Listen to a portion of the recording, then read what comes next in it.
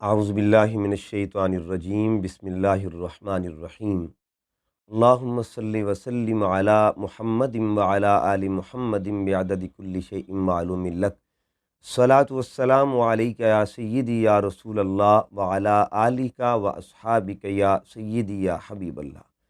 معزز و محتشم سامعین و ناظرین، رجوع الی القرآن کے سلسلہ میں قرآن مجید کے 30 پاروں کے خلاصہ کے حوالہ سے آج ہم انشاءاللہ العزیز پارہ نمبر 16 کے منتخب مضامین کا تذکرہ کریں گے۔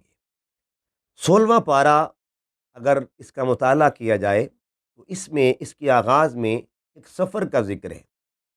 اس سفر کی داستان 15ویں پارے سے شروع ہوتی ہے، آخری جو رکوع ہے، اور 16ویں پارے میں بھی اس کا کچھ حصہ مذکور ہے۔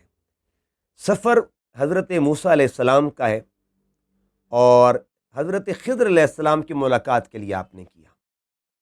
قرآن مجید کا اگر مطالعہ کریں تو قرآن مجید میں جناب موسیٰ کلیم اللہ کے اسفار کا تذکرہ ملتا ہے۔ ایک وہ سفر بھی آپ کا قرآن میں مذکور ہے کہ جو آپ کوہ طور پہ جاتے تھے اللہ سے ہم کلام ہونے کے لیے۔ وہ سفر اللہ ہوتا تھا، اللہ کی ملاقات کے لیے، اللہ رب العزت کی سے ہم کلام ہونے کے لیے جب جاتے تھے کوہ طور پہ، تو وہ سفر اللہ تھا۔ اور دوسرا سفر جو آپ نے ایک اللہ کے بندے کی طرف کیا، ایک عبد صالح کی طرف کیا، ایک اللہ کے مقرب بندے کی طرف کیا، اس سفر کا ذکر یہاں موجود ہے۔ تو یہ دونوں اسفار پیغام دے رہے ہیں کہ سفر اللہ یہ بھی سنت انبیاء ہے، اور سفر الصالحین بھی سنت انبیاء ہے۔ کوہ طور پہ جانا یہ بھی سنت کلیم اللہ ہے، اللہ رب العزت کے لیے ملاقات کے لیے جانا، اللہ سے ہم کلام ہونا۔ حضرت موسیٰ علیہ السلام اللہ کے لیے نکلتے، اللہ کی ملاقات کے لیے، اللہ کے شوق میں نکلتے، اور یہاں جو نکل رہے ہیں اللہ کے بندے کے لیے نکل رہے ہیں، اور اس بندے کو جناب خضر کہا جاتا ہے۔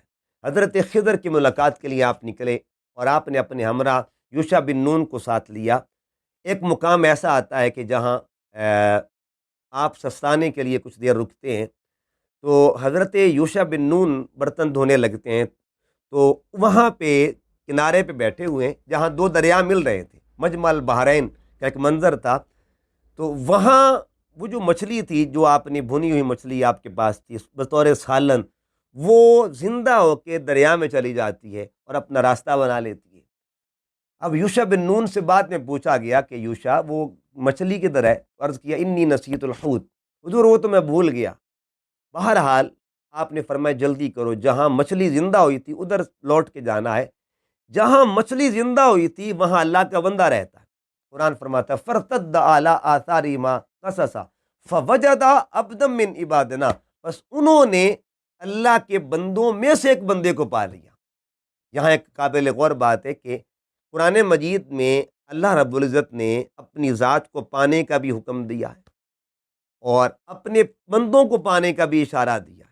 اگر ہم قرآن مجید کی سورہ نساء پڑھیں، اس میں اللہ فرماتا ہے لوجد اللہ، بس تم ضرور بر ضرور اللہ کو پالو گے۔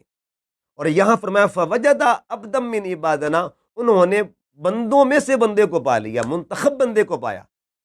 تو معاملہ یہ ہوا اللہ کو پانے کے لیے نکلنا، اللہ کے بندوں کو پانے کے لیے نکلنا، یہ دونوں قرآن کی تعلیم کا حصہ ہے۔ بہرحال وہاں پھر کچھ واقعات ہوتے ہیں، اور ان واقعات میں ایک تو وہ نوجوان لڑکے کا واقعہ، تو جس کی موت واقع ہو جاتی ہے، ایک واقعہ جب کشتی میں عیب پیدا کر دیا گیا، ایک وہ جب دیوار کو سیدھا کیا گیا، یہ 3 کام جناب خضر نے کیے علیہ السلام۔ تو حضرت موسیٰ علیہ السلام نے تینوں کاموں کی جب حکمت پوچھی، راز پوچھا، تو انہوں نے ایک ایک کا جواب الگ الگ دیا۔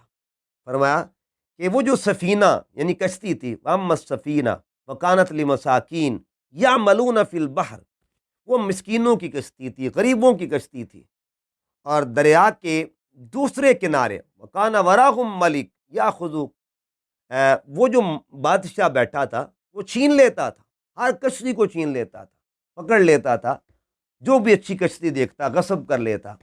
اب اللہ کے پیارے بندے نے کیا کیا کہ اس غریب کو اس بادشاہ کے معاملات سے، اس کے ظلم سے بچانے کے لیے کشتی میں عیب پیدا کر دیا۔ فَأَرَدْتُ أَنْ أَعِيبَهَا، آپ نے فرمایا میں نے ارادہ کیا کہ میں اس میں عیب پیدا کر دوں تاکہ یہ غریب بچ جائے، اس کا فیوچر محفوظ ہو جائے، اس کی جو معیشت ہے، جس دار و مدار اس کے معاش کا اس کشتی پہ ہے، اگر کشتی بچ گئی تو اس کا معاش جو ہے وہ محفوظ ہو جائے گا۔ اس کا مطلب یہ ہوا اللہ کے بندے جو ہوتے ہیں وہ صرف اللہ اللہ کرنے کے لیے دنیا میں نہیں آتے، بلکہ غریب طبقے کا جو معاش ہے، سلسلہ معیشت ہے، ان کی اکانومک جو معاملات ہوتے ہیں اور جتنے بھی ان کی معیشت کے حوالے سے معاملات ہوتے ہیں، اس کے تحفظ کے لیے بھی اللہ تعالیٰ کے بندے اپنی ڈیوٹیاں دیا کرتے ہیں۔ تو اللہ کی خاطر، اللہ کے بندوں کی خاطر اپنی زندگی گزارنا ان کا شیوا ہوا کرتا ہے۔ اسی طرح تیسرا جو واقعہ ہوا، وہ واقعہ یہ ہوا کہ ایک بستی میں گئے، کھانے کا انہوں نے نہیں پوچھا، آپ باہر جاتے ہیں، دیوار ان کی ٹیڑھی تھی، سیدھا کر رہے ہیں، تو پھر حکمت بتائی کہ وَأَمَّا الْجِدَارُ فَكَانَ لِغُلَامَيْنِ يَتِيمَيْنِ فِي الْمَدِينَةِ، یہ جو دیوار ہے یہ دو یتیم بچوں کی شہر میں دیوار ہے، وَكَانَ تَحْتَهُ كَنْزٌ لَهُمَا، اور اس دیوار کے نیچے ان بچوں کا خزانہ، وَكَانَ أَبُوهُمَا صَالِحًا، میں نے اس لیے ان کی مدد کی ہے کہ ان کا ابو بڑا نیک تھا، صالح تھا۔ اس آیت کو اگر بغور پڑھا جائے تو اس کے تین حصے بنتے ہیں۔ پہلا حصہ کیا ہے کہ وَأَمَّا الْجِدَارُ فَكَانَ لِغُلَامَيْنِ يَتِيمَيْنِ، یتیم بچوں کا ذکر کیا، یہاں اظہار شفقت ہے۔ وَكَانَ تَحْتَهُ كَنْزٌ لَهُمَا، اس کے نیچے ان کا خزانہ، یہاں اظہار حفاظت ہے۔ وَكَانَ أَبُوهُمَا صَالِحًا، یہاں اظہار برکت ہے، یعنی شفقت، حفاظت اور برکت ایک ہی آیت میں تین عنوانات جمع ہو رہے ہیں۔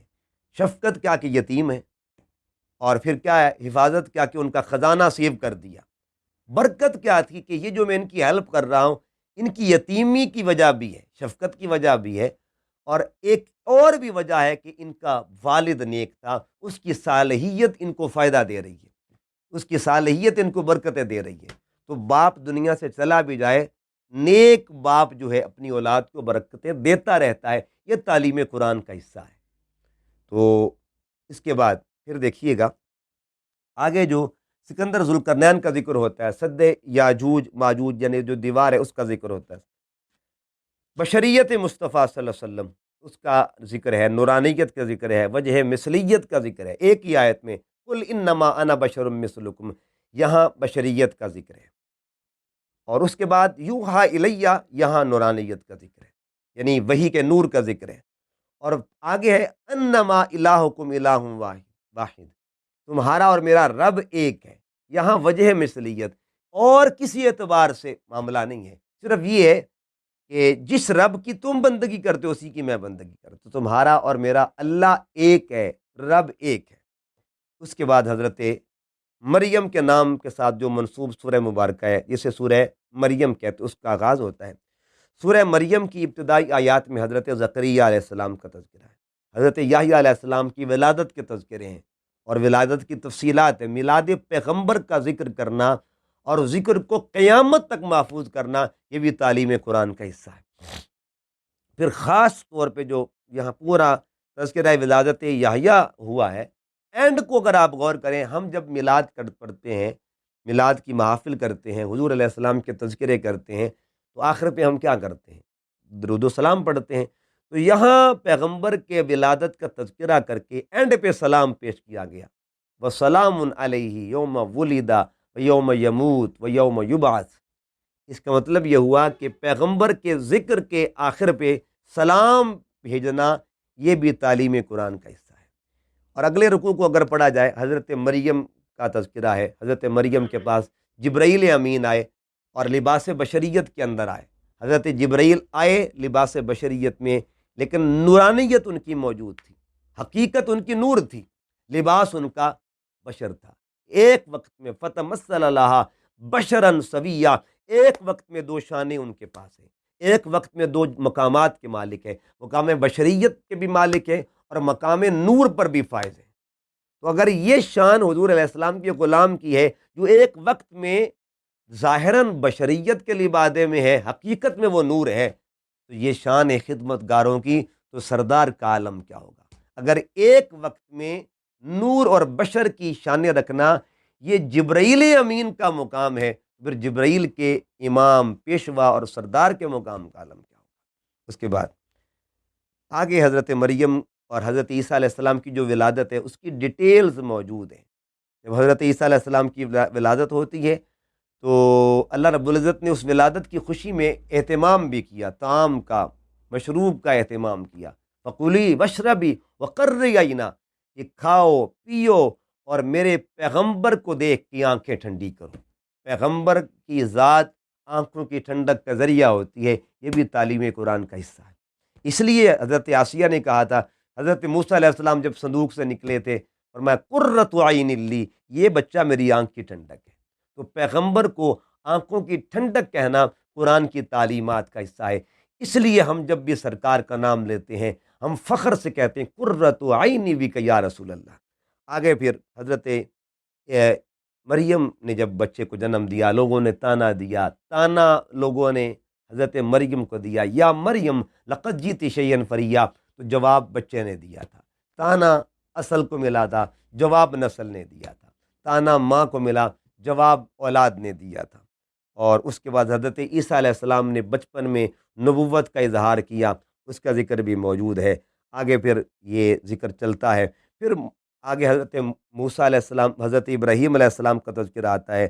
حضرت ابراہیم علیہ السلام کے ساتھ حضرت موسیٰ علیہ السلام کا ذکر آتا ہے، اور بہت سے تذکار آتے ہیں۔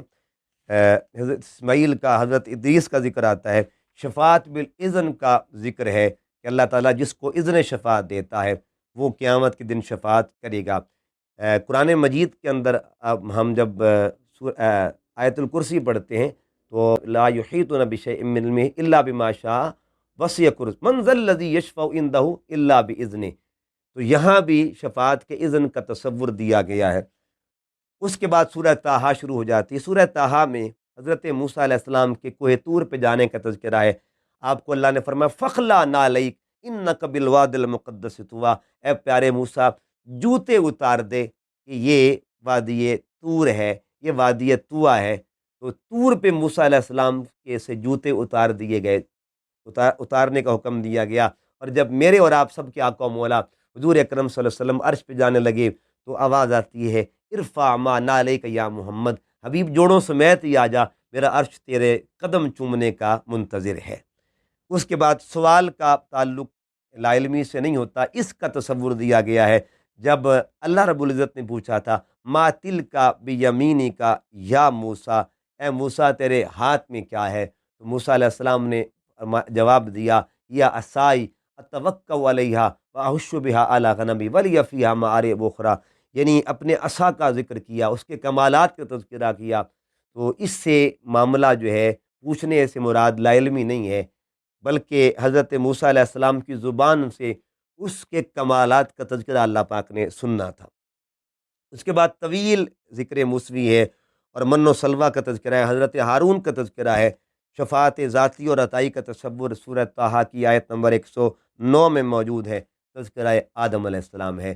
یہ تمام تر مضامین جو ہیں ان کا تعلق 16ویں پارے سے ہے۔ اللہ تعالیٰ کی بارگاہ میں دعا کرتا ہوں اللہ پاک قبول فرمائے۔